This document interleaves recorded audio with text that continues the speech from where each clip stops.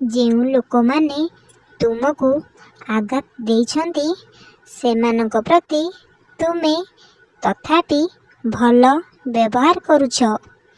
ଏହା ଦେଖିକି ମୋତେ ବହୁତ ପ୍ରସନ୍ନତା ମିଳୁଛି।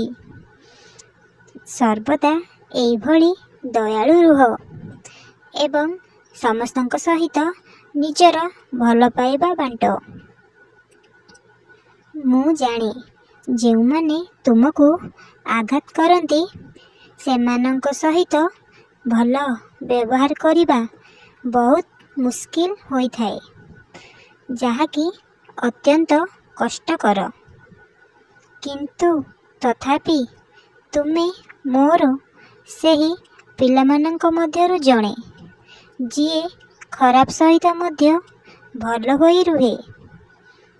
ତେଣୁ ତୁମକୁ ନିଶ୍ଚିତ ଭାବରେ ଏହି ଧୈର୍ଯ୍ୟର ଫଳ ମିଳିବ ଏବଂ ତୁମର ଦିନ ବଦଳିଯିବ।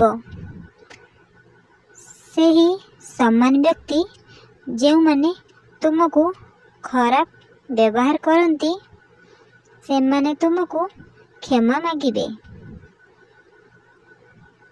ମୁଁ ତୁମକୁ ଶୀଘ୍ର ଦର୍ଶନ ଦେବି କାରଣ ମୁଁ ତୁମ ଉପରେ ବହୁତ ଖୁସି, ଅତ୍ୟନ୍ତ ପ୍ରସନ୍ନ। ମୁଁ ତୁମକୁ ମୋର ଉଦି ମଧ୍ୟ ପଠାଇବି।